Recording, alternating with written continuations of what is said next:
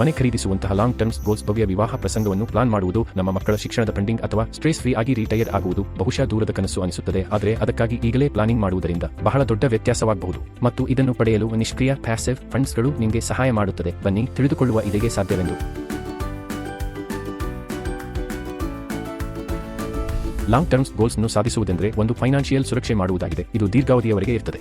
Passive funds ಅಂದರೆ index funds ಹಾಗೂ ಎಫ್ಗಳು ಈ ಪ್ರಕ್ರಿಯೆಯನ್ನು ಸರಳಗೊಳಿಸುತ್ತದೆ ಮತ್ತು ಫಾಸ್ಟ್ ಇಫೆಕ್ಟಿವ್ ಪರಿಣಾಮಕಾರಿ.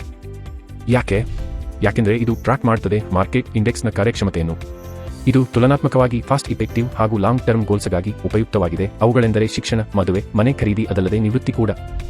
ಆರಂಭವು ಈ ತರಹ ಆಗಬಹುದು. ಮೊದಲಿಗೆ ಬೇಗನೆ ಆರಂಭಿಸಿ ಹಾಗೂ ನಿರಂತರ ಸ್ಥಿರವಾಗಿರಿ. ಪಾಸಿವ್ ಫಂಡ್ನಂತಹ ಇವತ್ತಿನ ಚಿಕ್ಕ ಹೂಡಿಕೆಯೂ ಕೂಡ ಪೊಟೆನ್ಷಿಯಲ್ ಸಮಯದೊಂದಿಗೆ ಹೆಚ್ಚಾಗಬಹುದು.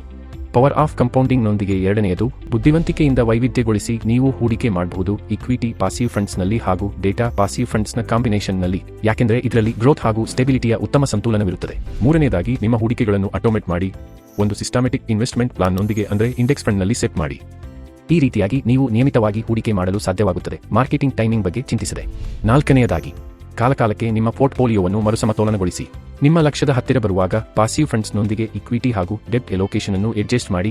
ಇದರಿಂದ ರಿಸ್ಕ್ ಕಡಿಮೆ ಹಾಗೂ ಸಿಗುವ ಲಾಭ ಸುರಕ್ಷಿತವಾಗಿರುತ್ತವೆ. ನಿಮ್ಮ ಕನಸು ಹೊಸ ಮನೆಯದಾಗಿರಲಿ, ಉತ್ತಮ ಶಿಕ್ಷಣ ಅಥವಾ ಸುರಕ್ಷಿತ ರಿಟೈರ್ಮೆಂಟ್ ಆಗಿದ್ದರೂ ನೀವು ಯೋಚಿಸುವುದಕ್ಕಿಂತಲೂ ಹೆಚ್ಚು ಹತ್ತಿರವಿದ್ದೀರಿ. ತ್ವರಿತ ಆರಂಭಿಸಿ, ನಿಯಮಿತವಾಗಿ ಹೂಡಿಕೆ ಮಾಡಿ ಮತ್ತು ಪಾಸಿವ್ ಫಂಡ್ಸ್ ಉತ್ತಮ ಕೆಲಸವನ್ನು ಮಾಡಲಿ.